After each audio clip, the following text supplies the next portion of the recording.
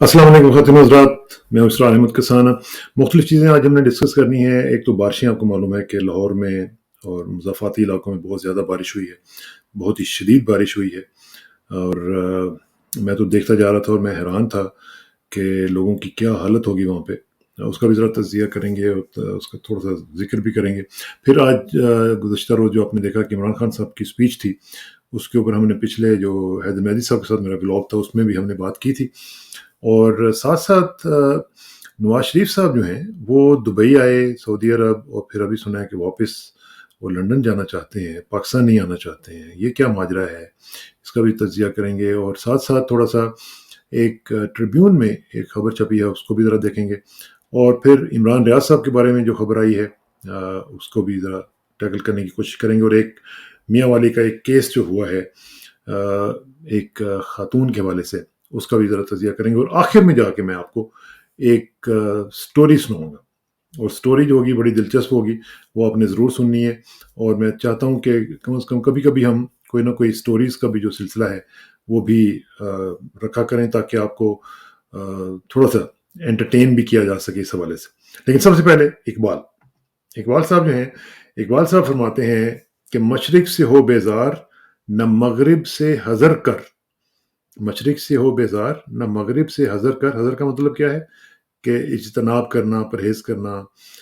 फ़ितरत का इशारा है कि हर शब को सहर कर। यानी किसी भी मौके पे आपने मायूस नहीं होना। हर हर ऑप्शन जो है उसको एक्सरसाइज़ करने की कोशिश करनी है, और हर शब को सहर करने की कोशिश करनी है, क्योंकि ये आपको मालूम है कि हर शब के बाद सहर होती है। और इसी से रिलेटेड मैं आपको एक स्टोरी सुनाऊँगा आखिर में जाके। ठीक है जी? तो सबसे पहले एक तो जो बारिशें हुई हैं, वो आपने देखी कि किस तरह तबाही हुई है। देखिए, ये जो एक इल टाइम्ड और अनटाइमली जो बारिशों का सिलसिला शुरू हुआ है, ये पाकिस्तान जैसे खित्ते के लिए ये बहुत ही नुकसानदेह है, क्योंकि पाकिस्तान में तो इस तरह के इंतज़ामात ही नहीं होते हैं। और मानसून का सीज़न हो या वैसे भी हो, तो ये इस तरह, और इतनी शदीद बारिशें, ये बहुत ही ख़तरनाक हैं, और हमारे पूरे रीजन के लिए ये एक मसला है। और उनको टैकल करने के लिए ज़ाहिर है कि हम हमेशा से, जब से हमने कम से कम होश संभाली है, हमने तो कभी नहीं देखा कि हर साल फ्लड्स आते हैं, और कभी इन्होंने उनका कोई सद्दबाव करने की कोशिश नहीं की। कभी इन्होंने ये नहीं सोचा कि हम डैम बनाएँगे, कभी हम ये नहीं सोचा कि हम बड़े-बड़े रिज़र्वॉयर्स जो है वो बना के पानी को स्टोर कर लेंगे। तो ये हमारी माशाल्लाह हमारी जो हुकूमतें हैं, वो अपनी लूट-खसूट में इतनी मसरूफ़ होती हैं कि उनको इस तरह के जो काम हैं, जो कि लॉन्ग टर्म बेसिस पे होते हैं, उनकी मसरूफ़ियत की वजह से टाइम नहीं मिलता उनको। लेकिन अब क्या किया जाए कि अब आखिर जाके फिर वहाब रियाज़ जैसे जो लोग हैं, वो माशाल्लाह हमारी खिदमत को आते हैं, हमारी मदद के लिए आते हैं, और वो तड़प रहे होते हैं, स्वेत से बूट पता नहीं किस रंग के पहन के वो बाहर आ गए, और जनाब आके तो उन्होंने फ़ोटो ऑप वगैरह किया, और कभी इधर, जैसे वो लड़कियां जो हैं वो रैंप के ऊपर चलती हैं, कैट वॉक करती हैं, इस तरह उन्होंने भी कोशिश की। और पूरी लाहौर की जो हमारी पॉपुलेशन है, उसकी तज़लील करके, उसका मज़ाक उड़ा के, तो वो चलते बने, और लोगों के ऊपर पानी उन्होंने तेज़ी से गाड़ी चला के वो फेंका। इनको शर्म भी नहीं आती। मैंने आपको बताया ना कि ये हमारा हमारा जो अशराफिया है ना, ये इस कदर बेशर्म हो चुका हुआ है कि इनके अंदर अब वो जो एक मिनिमम लेवल की कोई रत्ती भर कोई होती है ना, अखलाकियात, या कोई गैरत, या कोई शर्म, कोई हया, वो ख़त्म हो चुकी हुई है। ये बिल्कुल अब उरियाँ हो चुके हुए हैं, और इनको अब पता है कि भई हम उरियाँ हो चुके हैं, तो सो व्हाट, होते रहें, कोई मसला नहीं। तो ये अब उस लेवल पे पहुँच गए हैं, और ये मज़ाक उड़ाते हैं गरीबों का। ये आके तमाशा लगाते हैं। ये पहले वो ये मोहतरम जो आजकल वज़ीर-ए-आज़म है, जब ये होते थे तो ये भी जाके लगाते थे। ये तो ख़ैर बहुत ही बड़े माशाल्लाह ये गिमिक्स के मास्टर हैं।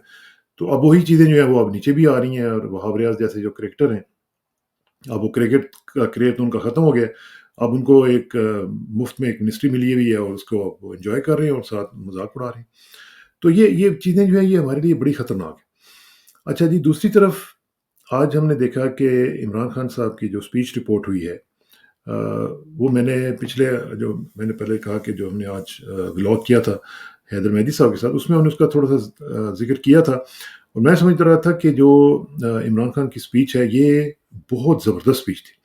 ایک تو یہ کہ انہوں نے ایک پازیٹیو میسج دیا پوری قوم کو کہ آپ نے کھڑے رہنا ہے، آپ نے پریشان نہیں ہونا۔ اور دوسرا انہوں نے ایک چیز جو اور بات کہی وہ بڑی امپورٹنٹ تھی کہ ان کے اوپر قاتلانہ حملے کوئی آج سے نہیں ہو رہے یا پچھلے جو 2-3 ہوئے ہیں ان سے نہیں ہو رہے، اس سے پہلے بھی ہو رہے ہیں۔ اور اس میں انہوں نے ذکر کیا کہ ایک دفعہ ان کا جو ہیلی کاپٹر تھا اس میں جو فیول تھا وہ مکس کیا گیا اور اس کو گرانے کی کوشش کی گئی، لیکن اللہ تعالیٰ نے زندگی رکھنی تھی، وہ بچ گئے، وہ لینڈ کر گیا۔ اسی طرح کسی جگہ پہ جلسے پہ ایک راکٹ لانچر لے کے کوئی بندہ کھڑا ہوا تھا، وہ پکڑا گیا۔ تو اسی طرح مارنے کی کئی جگہ پہ کوشش کی، لیکن جب تک اللہ تعالیٰ نہ چاہے تو وہ کیسے موت آئے؟ تو یہ لوگوں کو سمجھنا چاہیے کہ آپ کے کہنے سے یا آپ کے پلان کرنے سے کسی کی موت نہیں آ سکتی۔ تو ایک تو یہ کہ انہوں نے یہ بتایا کہ موت کا جو خوف ہے اس سے آپ نکلیں اور اپنے آپ کو پاکستان کے لیے وقف کرنے کی کوشش کریں، پاکستان کی اپنی اور اپنی آنے والی نسلوں کی آزادی کے لیے کھڑے ہوں، اور یہ بہت ضروری ہے۔ دیکھیے کوئی بھی قوم جو ہے وہ ایسے نہیں یہاں تک پہنچتی جہاں پہ ابھی فار ایگزامپل ہم لوگ باہر ہیں، آپ نارتھ امریکہ کی ہسٹری پڑھ لیں، آپ یورپین ہسٹری پڑھ لیں، آپ فرینچ ریولوشن کے بارے میں پڑھ لیں، لوگوں نے بہت قربانیاں دے کے پھر اپنی آزادیاں جو ہیں وہ لی ہیں۔ یہ نہیں ہوتا کہ کوئی آپ کو آ کے کہے کہ جناب ہیئر کمز دی ریولوشن اور یہ بڑے آرام سے آ گیا ہے اور یہ اب آپ کی آزادی جناب آپ کو پلیٹ میں رکھ کے مل گئی ہے، تو اب آپ عیاشی کریں، آپ کھائیں پیئیں اور مٹھائیاں بانٹیں۔ تو وہ نہیں ہوتا، یہ کبھی نہیں ایسا ہوتا۔ اور پھر اسلامک ہسٹری میں آپ دیکھ لیں کہ کتنی محنت کی گئی، نبی کریم صلی اللہ علیہ وسلم کی ذات نے، انہوں نے، ان کے صحابہ نے جنگیں لڑیں، اپنے آپ کو اس میں اپنے دوستوں کو شہید کروایا، اپنے فیملیز کو ڈسٹرب کروایا، سب کچھ ہوا، تب جا کے اسلام پھیلا اور پوری دنیا میں اس کا ایک نام جو ہے وہ بنا۔ تو یہ اٹس ناٹ دیٹ ایزی۔ تو ایک تو یہ چیز آپ نے ذہن میں رکھنی ہے کہ آپ کے لیے جو بھی حالات ہوں اس میں آپ نے ایک تو مایوس نہیں ہونا، دوسرا یہ کہ آپ نے کھڑے رہنا ہے اور اپنے لیے کوشش کرنی ہے کہ معاملات جو ہیں اس کو حل کرنے کی کوشش کریں۔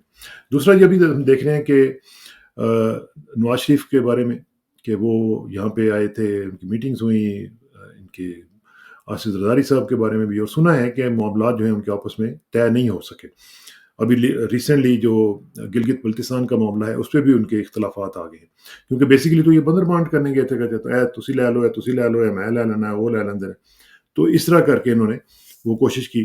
اب وہ ظاہر ہے کہ ہر کوئی بندہ پھر زیادہ مانگتا ہے، اپنے حصہ بقدر جسہ تو کوئی لیتا نہیں ہے، اپنے سے بڑے بڑے حصے ان کے، پھر ان کے جسے بھی بڑے بڑے ہیں کئیوں کے، تو وہ پھر بڑے بڑے حصے بھی مانگتے ہیں۔ تو اس لیے وہ جو چیز ہے وہ اب ان کا پلان جو ہے وہ ڈسٹرب ہو گیا، اور اس ڈسٹربنس کی وجہ سے وہ اب چلے گئے سعودی عرب۔ سعودی عرب سے سنا ہے کہ وہ واپس جائیں گے لنڈن اور انتظار کریں گے، اور یہ بھی باتیں آ رہی ہیں کہ وہ انتظار کریں گے کہ جی ایچ کیو میں ان کی جو پہلے عمران کے بارے میں کہا جاتا تھا کہ قبولیت نہیں ہے مقبولیت کے باوجود، اور اب کہا جا رہا ہے کہ جی نواز شریف صاحب کی بھی جو قبولیت ہے وہ بھی کویسچن مارک اس کے اوپر لگ گیا ہوا ہے، اور وہ لگنا چاہیے تھا، کیونکہ جو نواز شریف صاحب نے پچھلا ان کا جو ماضی ہے، جس طریقے سے انہوں نے فوج کے ساتھ معاملات روا رکھے تھے، وہ فوج کو بھی یاد ہے، اور فوج کے جرنیل جو ہیں ان کو بھی یاد ہے کہ وہ کیا کیا کر سکتے ہیں اور کیا کیا کرتے رہے ہیں، اور کس طریقے سے کلبھوشن ہو یا مختلف معاملات ہوں۔ کلبھوشن کے بارے میں مختلف سٹوریز ویسے آج کل آ رہی ہیں، وہ بھی آپ ذرا دیکھیے گا، اس پہ بھی کسی دن بات کریں گے کہ ان کے ساتھ کیا ہوا ہے اور کیا کیا اس کے بارے میں کویسچنز اٹھائے جا رہے ہیں۔ تو وہ بھی معاملہ چل رہے ہیں، لیکن یہ جو نواز شریف کا معاملہ ہے اس میں چیزیں جو ہیں وہ کافی کنفیوزڈ ہیں اس وقت، اور ان کو یہ سمجھ نہیں آ رہی کہ ان کو واپس آنے دیا جائے کہ نہ آنے دیا جائے۔ اس میں بھی ایک تقسیم کا سا ماحول ہے، اور اگر وہ آنے دیتے ہیں تو پھر ظاہر ہے شہباز شریف صاحب کی چھٹی ہوگی، کیونکہ شہباز شریف صاحب کے بارے میں ان کو یہ کمفرٹیبل ایک جو ٹون آتی ہے اور ایک وائبز آتی ہیں وہ یہ ہیں کہ ان کو جو بھی کہتے ہیں وہ مان لیتے ہیں۔ نواز شریف صاحب اس طرح نہیں ہے، نواز شریف صاحب اپنا مائنڈ دیتے ہیں اور اس کے اوپر کھڑے ہو جاتے ہیں اور اس کو منوانے کی کوشش کرتے ہیں، اور اگر نہیں مانتے تو پھر گڑبڑ شروع کر دیتے ہیں۔ تو وہ اسی وجہ سے آپ کو پتہ ہے وہ کسی بھی آرمی چیف کے ساتھ ان کی نہیں بنتی۔ دوسری طرف بھائی صاحب جو ہیں چھوٹے، وہ ماشاءاللہ آپ کو پتہ ہی ہے کیسے ہیں، ان کو تو بس اپنا کام جاری رکھنا چاہیے، باقی سب بھاڑ میں جائیں، جو بھی ہوتا ہے ہوتا رہے، مطلب ان کے اپنے جو چکر شکر ہیں وہ ٹھیک چلتے رہنے چاہیے، اور وہ آپ کو پتہ ہی ہے کہ کون سے والے ہوتے ہیں۔ تو باقی جو معاملات ہیں اس میں ہم دیکھ رہے ہیں کہ جو ان کے گلگت بلتستان کا جو معاملہ چل رہا ہے یہ بہت ہی بھیانک اور بہت ہی خطرناک، یہ ہم اسٹریٹجک لیول کی بات کر رہے ہیں کہ جو ہمارے جو اوور آل جو ہماری سٹینڈنگ ہے گلگت بلتستان اور کشمیر کے اوپر، وہ اس میں کمپرومائز ہو سکتی ہے، اور جس طریقے سے ہم اس کو ہینڈل کر رہے ہیں اور جس طریقے سے ہم نے وہاں پہ ایک اسکیئر کریٹ کیا ہے، جی یہ پولیس آ گئی ہے، اس نے اسپیکر کو نہیں اندر جانے دیا، اور وزیر اعلیٰ صاحب جو ہیں ان کو پکڑ لیا ہے اور ان کو کہا جی کہ جی آپ چلے جائیں یہاں سے، اور نیا انتخاب جو ہے وہ اب اس کے اوپر سٹے آ گیا ہے۔ ایک تو ہماری جو عدالتیں ہیں ان کا پتہ نہیں کیا بنے گا، ان کو انہوں نے شاید جان نہیں دینی کسی کو، تو وہ سمجھتے ہیں کہ ہم ہی اب یہیں پہ رہیں گے اور ہم ہمیشہ کے لیے یہاں پہ ہیں۔ تو خاص طور پہ یہ ہمارے جو ججز ہیں ان کے اوپر تو مجھے سمجھ نہیں آتی کہ ان کی سینس آف اکاؤنٹیبلٹی کیا ہے، ان کو کیوں نہیں یہ یقین کہ انہوں نے اس دنیا سے جانا بھی ہے۔ تو وہ مجھے تھوڑا سا کئی دفعہ افسوس ہوتا ہے کہ بھئی یہ کیوں اس طرح کر رہے ہیں، اور لیکن کرتے ہیں، ہم کڑتے رہیں، ہم پریشان ہوتے رہیں، لیکن ان کی اپنی ایک تھنکنگ ہے، ان کے نزدیک اپنی پرائرٹیز ہیں، انہوں نے وہ پرائرٹیز کو سیٹ کرنا ہوتا ہے، ان کو فالو کرنا ہوتا ہے۔ تو ایک تو یہ ہے کہ نواز شریف صاحب کی واپسی جو ہے کوشچن پہ آ گئی ہوئی ہے، دوسری طرف گلگت بلتستان کا جو معاملہ ہے وہ ابھی مزید اس میں یہ گند ڈالیں گے، اور اس میں مزید کوشچن جو ہیں وہ ہمارے مسئلہ کشمیر کے حوالے سے اٹھیں گے، اور ہمارا جو ہمسایہ ملک ہے وہ ایڑیاں اٹھا اٹھا کے دیکھ رہا ہے کہ یہ کیا کیا کر رہے ہیں، اس کو وہ ریکارڈ کر رہے ہیں، اور جہاں پہ بھی موقع ملے گا وہ ہٹ بیک کریں گے اور وہ بتائیں گے دنیا کی مختلف آرگنائزیشنز کو کہ پاکستان کشمیر کے معاملے میں کتنا سنجیدہ ہے۔ اچھا جی، ایک چیز اور میں تھوڑی سی آپ کو دکھانا چاہ رہا ہوں، وہ ذرا آپ دیکھیں، اور وہ بھی بڑی ایک امپورٹنٹ چیز ہے، اور وہ ہے یہ والی، یہ ذرا آپ دیکھیں کہ یہ ٹریبیون کی خبر ہے، اور یہ کیا کہہ رہی ہے، یہ کہہ رہی تھی کہ Dar briefs Blome about I M F deal. Blome کون ہے؟ یہ U S ambassador in Pakistan ہے جی، ٹھیک ہے نا جی، یہ امریکی سفیر ہیں پاکستان کے اندر۔ اب یہ جو بھائی صاحب ہیں انہوں نے ملاقات کی ہے کس سے؟ انہوں نے ملاقات کی ہے جناب اسحاق ڈار صاحب سے، ٹھیک ہے جی، اور یہ سٹوری یہ کہہ رہی ہے کہ finance minister Ishaq Dar on Wednesday briefed U S ambassador Donald Blome after successfully reaching the staff level agreement with the International Monetary Fund۔ اب یہ جو تصویر ہے اس کے اوپر جو کیپشن ہے وہ یہ ہے کہ ڈار بریفس بلوم۔ اب یہ جو بریف کا لفظ ہے نا جی، بریف اس کو کیا جاتا ہے جو آپ کا باس ہوتا ہے، ٹھیک ہے نا، تو یہ ڈان نے سوری یہ جو ٹریبیون نے خبر جو دی ہے اس میں بریفس کا انہوں نے لفظ یوز کیا ہے، تو اب یہ ظاہر ہے انہوں نے اپنی طرف سے لکھا ہوگا، لیکن یہ ہماری سائیکی بیان کر رہا ہے کہ ہمیں یہ محسوس نہیں ہوتا کہ ہم ایک فائنانس منسٹر ہے اور وہ ایک ایمبیسڈر کے سامنے کیسے بیٹھا ہوا ہے۔ ایک تو ان کی باڈی لینگویج دیکھیں، اور یہ بائی دا وے یہ فائل فوٹو ہے، یہ کل کی نہیں ہے، یہ فائل فوٹو ہے یعنی پہلے کی ہے، لیکن آپ ذرا باڈی لینگویج دیکھیں، آپ یہ آپ کو نظر آ رہی ہوگی اوپر قائد اعظم کی تصویر ہے، اس کا مطلب ہے کہ وہ ان کے آفس میں آئے ہیں امریکی سفیر صاحب، اور اسحاق ڈار صاحب دیکھیں کیسے بیٹھے ہوئے ہیں آگے ہو کے، وہ پیچھے ہو کے ایسے بیٹھے ہوئے ہیں جیسے کوئی باس ہوتا ہے، ان کے ہاتھ دیکھیں اور اسحاق ڈار صاحب کے ہاتھ دیکھیں بندھے ہوئے ہیں، ٹھیک ہے جی۔ اب یہ جو چیزیں ہیں یہ پتہ نہیں ان کو کیوں نہیں سمجھ آتی کہ یہ کیوں اس طرح کرتے ہیں، کیوں ٹھیک ہے ہمیں پتہ ہے اندر کھاتے آپ کے کیا معاملات چل رہے ہوتے ہیں اور آپ کتنے ان کے سامنے آزاد ہوتے ہیں اور کتنی زیادہ وہ ساری چیزیں چل رہی ہوتی ہیں، لیکن کم از کم دکھانے کی حد تک ہی کوئی تھوڑا سا آدمی خود مختاری دکھا دے، کوئی تھوڑی سی غیرت دکھا دے، کوئی تھوڑی سی عزت نفس دکھا دیتا ہے۔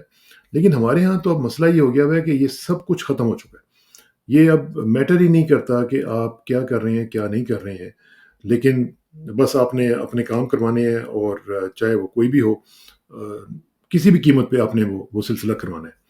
اچھا جی، ایک چیز جو ہے وہ تو ہے کہ عمران ریاض صاحب کی خبریں جو ہیں وہ اچھی آنی شروع ہوئی ہیں، شکر ہے الحمدللہ، سنا ہے کہ وہ ٹھیک ٹھاک ہیں اور ان کی طبیعت بھی ٹھیک ہے، اور سنا ہے کہ ان کو رکھا گیا ہے کسی اچھے جگہ پہ، اور دوسرا یہ ہے کہ ان کے ساتھ کوئی زیادتی بھی نہیں کی گئی ہے، تو اس لحاظ سے تو یہ ایک اچھا ایک ماحول بنتا ہوا نظر آ رہا ہے کہ اللہ کرے کہ وہ واپس آئیں اور جلدی واپس آئیں۔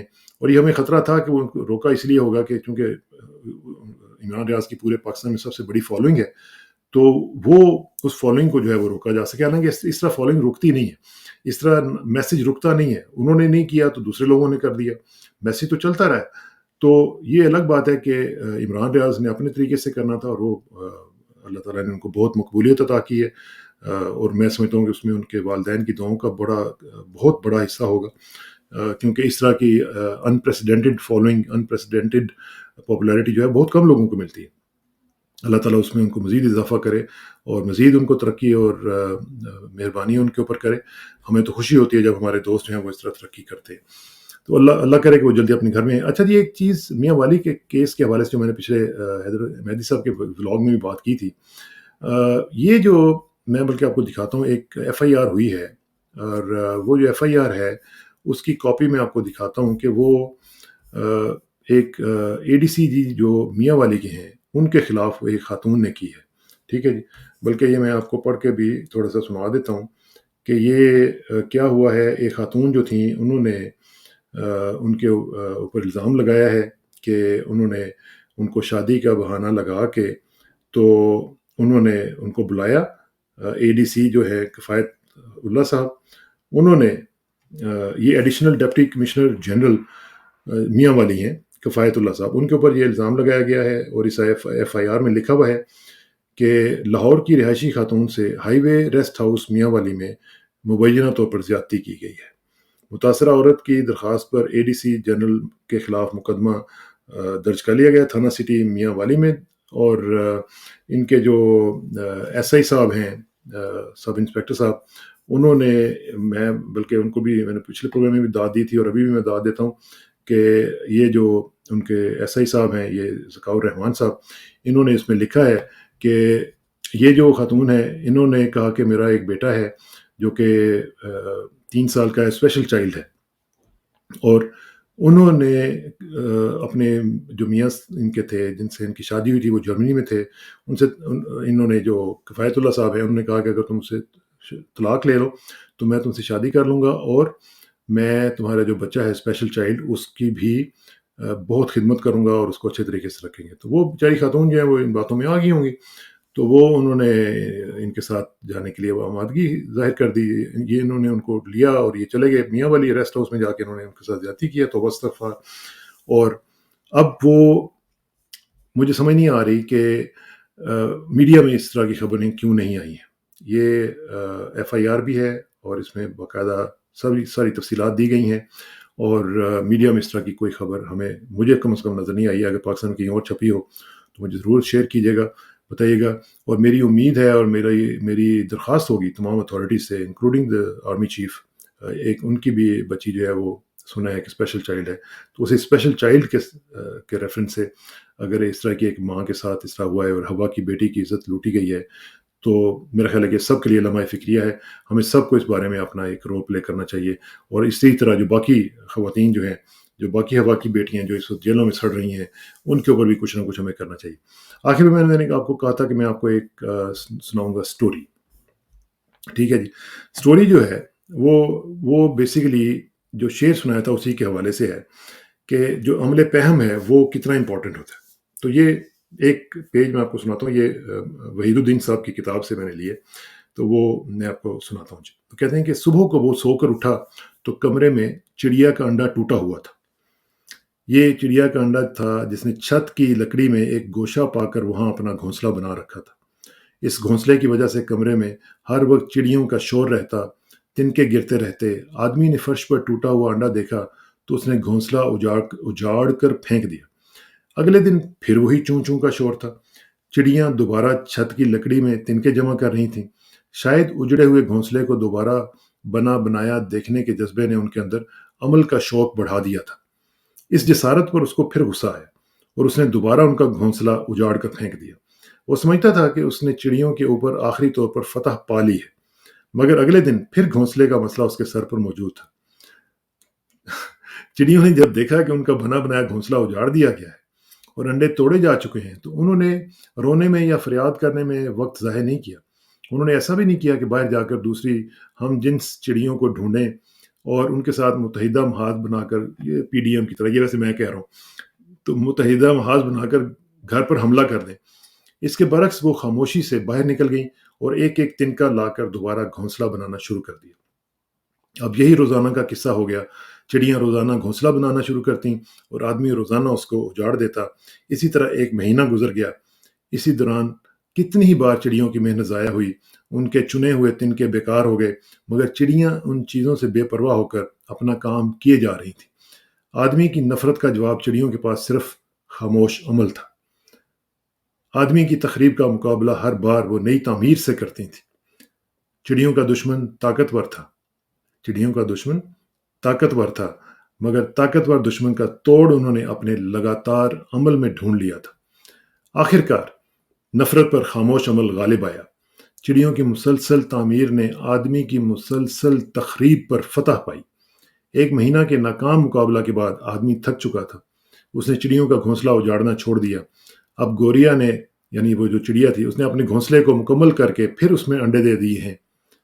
وہ ان کو سینے میں مشغول ہے تاکہ وہ اپنی اگلی نسل پیدا کرے اور پھر اپنا کام کر کے اڑ جائے۔ جب یہ چڑیاں اپنے گھونسلے میں جمع ہوتی ہیں تو ان کا چوں چوں کا شور اب بھی کمرے میں گونجتا ہے، مگر اب آدمی کو یہ شور برا نہیں لگتا، کیونکہ چوں چوں کی آواز میں اس کو یہ قیمتی پیغام سنائی دیتا ہے کہ اپنے دشمن سے نفرت نہ کرو، ہر حال میں اپنی تعمیری جد و جہد میں لگے رہو، تم ہی کامیاب ہوگے، تم ہی کامیاب ہوگے۔ تو یہی ہمارا میسج ہے۔ اللہ کرے کہ یہ عمل پہم جہد مسلسل جو ہے یہ اس کے اوپر ہم عمل کر سکیں اور اپنے ملک کی خدمت کرتے رہیں۔ آخر میں دعا کہ میری عزت کے لیے کافی ہے کہ میں تیرا ہی بندہ ہوں، اور میرے فخر کے لیے کافی ہے کہ تو ہی میرا پروردگار ہے۔